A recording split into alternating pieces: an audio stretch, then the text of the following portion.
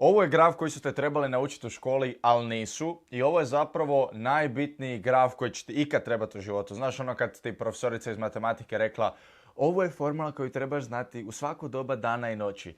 To nije Pitagorin poučak a na kvadrat plus b na kvadrat jednako c na kvadrat. To je apsolutno smeće, znači to ti nikad u životu neće trebati.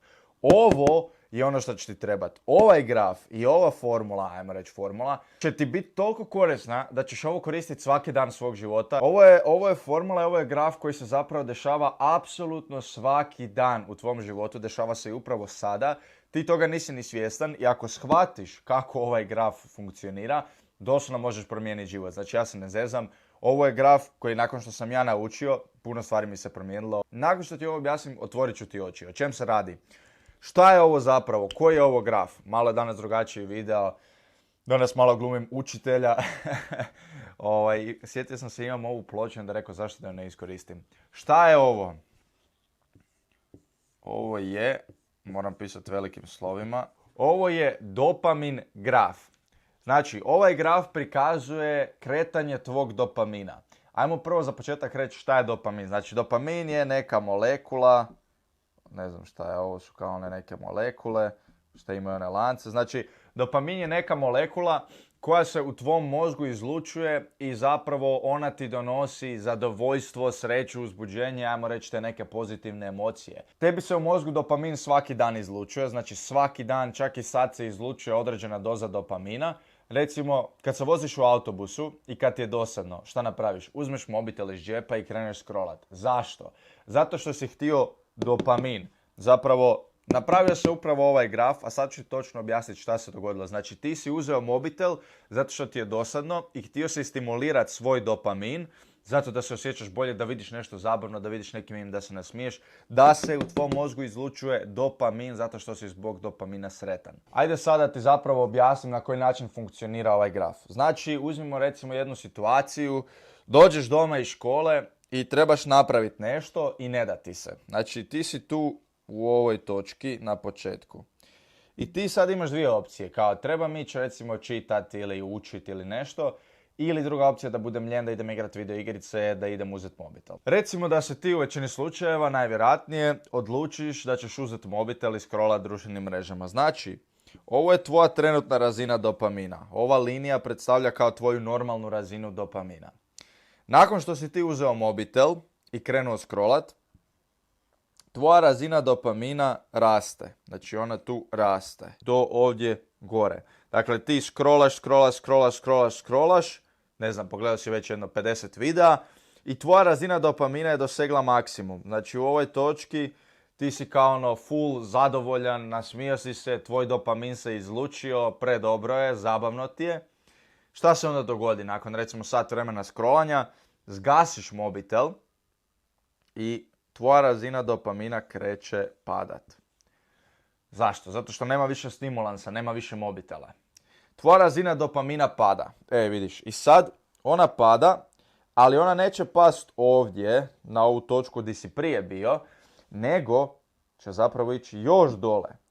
Šta je to znači? To znači ono kad se osjećaš loše nakon što si napravio nešto što znaš da nisi trebao. Na primjer, znaš da si scrollao mobitel, ali nisi trebao i nakon što završiš sa scrollanjem, tvoja razina dopamina padne u sekundi i shvatiš, ajme, sranje, potrošio sam sat vremena svog života, nisam napravio ništa. To je razlog zbog kojeg se osjećaš loše. Dakle, to je zato što ti je razina dopamina pala. Zatim ćeš ti doći na neko dno dna, tu ćeš se osjećati dosta loše i nakon toga tvoja razina dopamina će se ponovno ustabiliti i vratit će se na otprilike normalnu razinu u određenom vremenskom periodu. Ovisi koliko je aktivnost bila stimulirajuća. Dakle, ako je samo mobitel, nakon pola sata, sat vremena ti ćeš se vratiti na normalnu razinu dopamina. Ali recimo ako je neka više stimulirajuća aktivnost, tipa alkohol, droga, treba će više vremena da se vratiš na normalnu razinu dopamina nakon što se drogirao. I ovaj skok će biti puno veći, a drop će biti također puno veći. Što je veći skok dopamina, odnosno što je aktivnost više stimulirajuća, to će ti biti veći drop i osjećat ćeš se lošije. Na primjer, znaš i sam kad ideš gledat pornografiju, to je vrlo stimulirajuće. Znači ti upališ mobitel, gledaš koji ćeš pornić gledat, gledaš koja ženska ima najbolje dupe, koja ima najbolje sise, vrlo stimulirajuće. Tvoj pik će biti još veći, znači pik bi bio ovako do tu gore. i onda si ti u vrhuncu i ono drkaš, svršiš ovo ono, šta se desi iste sekunde kad svršiš? Padneš na dno dna frajeru, znači u podu ti je dole, odeš dole u pod. Zašto? Zato što je aktivnost bila jako stimulirajuća i onda je drop također jako intenzivan. E sad, ono što se dešava, ono u čem je problem je, ako ti vrlo često radiš ovakve aktivnosti, dakle svako malo ideš gore dole, problem je što u većini slučajeva ti sam sebi ni ne daš dovoljno vremena za ovaj tu period.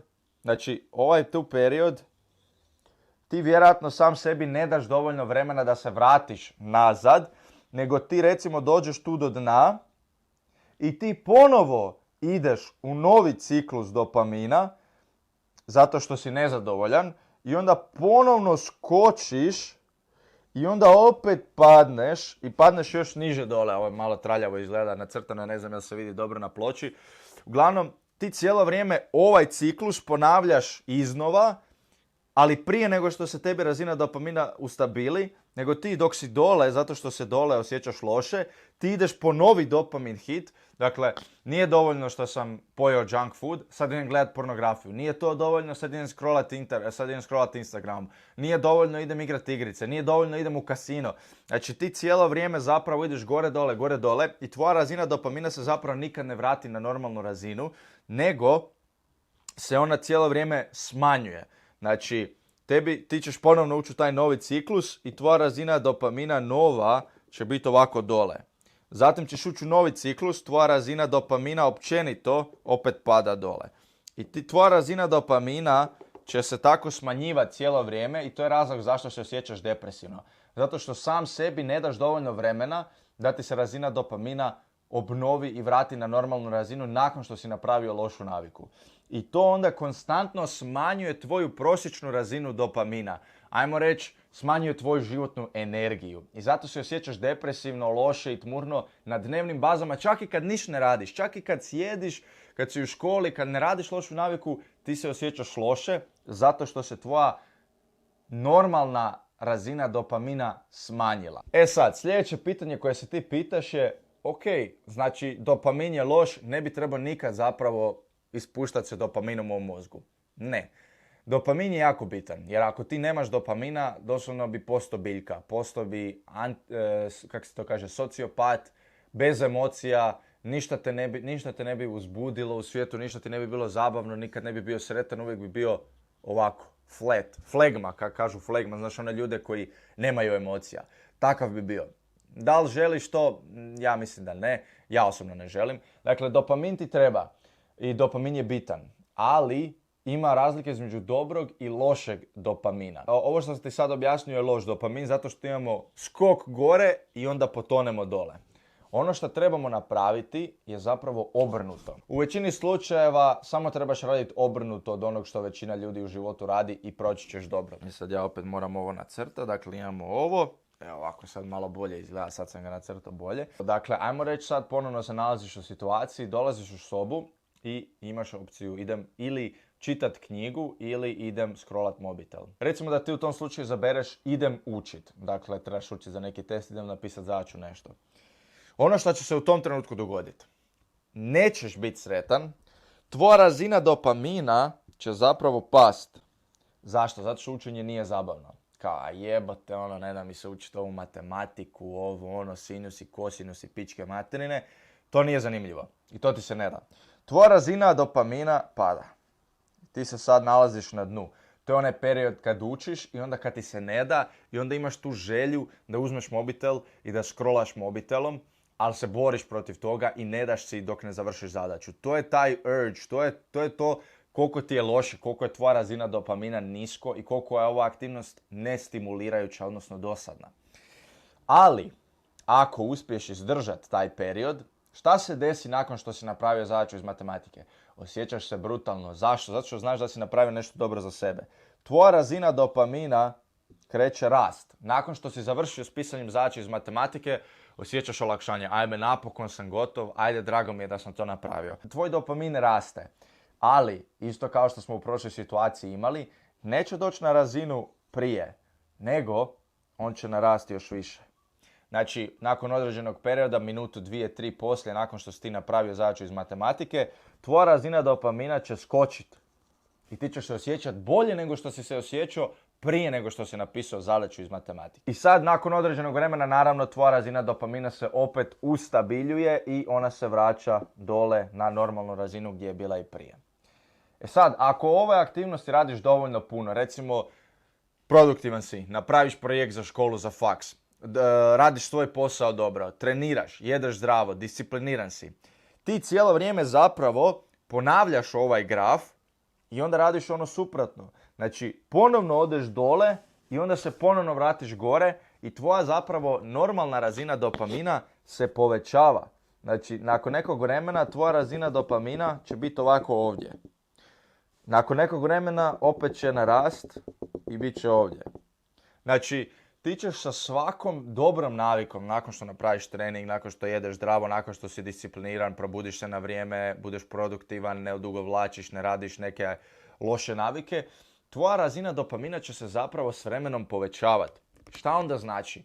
Onda dobiješ tu sreću u životu da si onak sretan si i kad ništa ne radiš. Recimo, ja se stvarno tako osjećam. U većini slučajeva, osim kad ja ne uđem u neki začarani krug, tipa kad su bili sad ovi praznici, onda kolači, pa jedem, pa nisam produktivan, dobro, trening radim stalno, ali onda mi u tom trenutku malo dopamin padne. Ali sad, kad se vratim nakon toga i kad nekoliko dana radim dobre navike, moja razina dopamina poraste. I ja radim ovo konstantno i zapravo ja se osjećam dobro i kad ništa ne radim. Doslovno sam imao kolege na faksu koji su me pitali, Kiki, zašto ti uvijek izgledaš kao da si napušen? Kao izgledaš tako ščilano. Kao, zato što radim ovo, ljudi moji. Znači, ovo je moja prirodna droga. Znači, doslovno se drogiram dopaminom na dobar način. Zašto? Zato što radim dobre stvari i općenito moja razina dopamina je dobra zato što ja radim dobre stvari. I jednostavno se osjećam bolje bez ičega. Na kraju krajeva to je i cilj. Cilj u životu je da se osjećaš dobro na dnevnim bazama. Znači, nije cilj života da se ti osjećaš dobro samo za vikend, kad se uništiš u alkoholu, kad igraš igrice. Sreća nije samo za specijalne trenutke. Ja mislim da sreća i zadovoljstvo trebaju biti neka temeljna emocija svakodnevice. Naravno, bit će određenih perioda kad će biti izazovno ili neki lošiji periodi kad nećeš htjeti nešto raditi, nećeš imati volje, desi se nešto loše. Naravno, ali u većini slučajeva mislim da bi se složio sa mnom da želiš biti zadovoljan i sretan u većini slučajeva. Dakle, nije da želiš samo u posebnim trenucima, samo kad pojedem čokoladu, samo sam tad sretan, samo kad igram igrice, onda sam sretan. Ne, ti želiš ovo. Ti želiš da tvoja razina dopamina raste konstantno, cijelo vrijeme i da se ti zapravo osjećaš dobro na dnevnim bazama. E sad, pitanje je kako prirodno povećati svoju razinu dopamina da se osjećaš sretno na dnevnim bazama.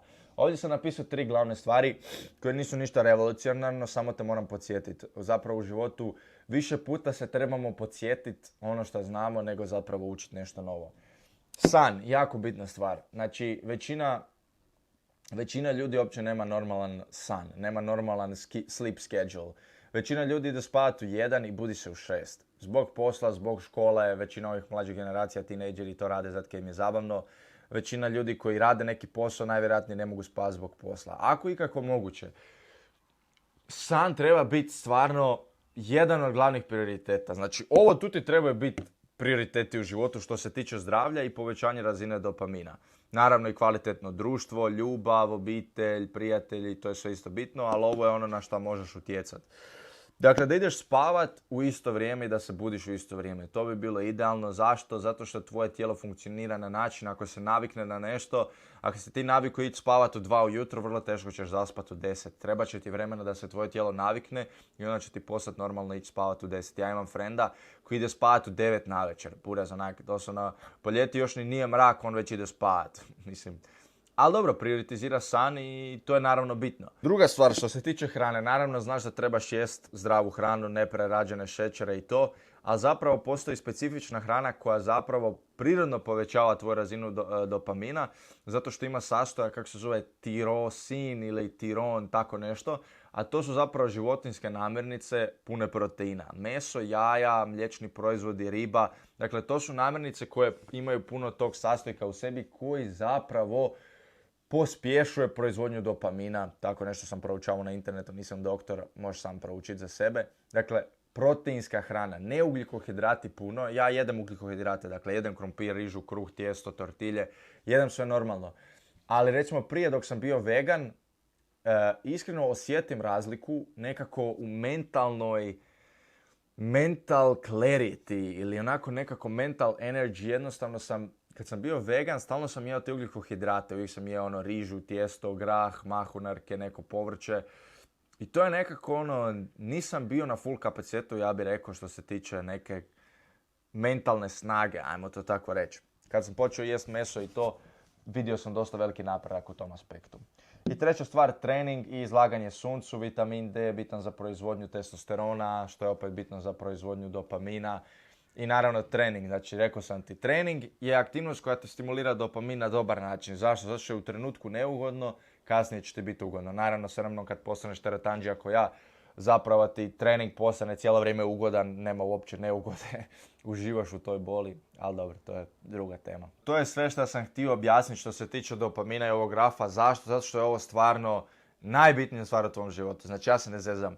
Ovaj graf primjenjuješ svaki dan u svom životu i ako ovo naučiš, bit ćeš ispred 99% ljudi koji uopće nemaju pojma šta rade u svom životu, oni su robovi svojih navika. Ako ovo shvatiš, ti ćeš graditi navike koje će ti unaprijediti život. Također, ako se želiš posvetiti svojoj fizičkoj transformaciji i treningu, samo klikni link u opisu i prijavi se za online coaching, da ti pomogne da se dovedeš u najbolju formu svog života. Nebitno da li si mršav, da li si debel, radit ćemo na tome da poboljšaš svoj fizički izgled i zapravo da popraviš prehranu, što će naravno utjecati na tvoju razinu dopamina. Dakle, svi klijenti s kojima radim, nakon što se dovedu u formu, bilo da smršaju malo ako su bili puniji ili da nabiju malo mišićne mase, uvijek mi svi kažu, Buraz, osjećam se bolje, imam više energije, osjećam se bolje, imam više samopouzdanja, tako da to je glavna stvar. Eto, ako ti je video bio koristan, baci like, također pretplati se na kanal zato što na ovom kanalu pričam o temama osobnog razvoja, fitnessa, prehrane i svega što ti treba da postaneš najbolja verzija sebe. I naravno, završna poruka, budi strpljiv jer velike stvari zahtijevaju vrijeme.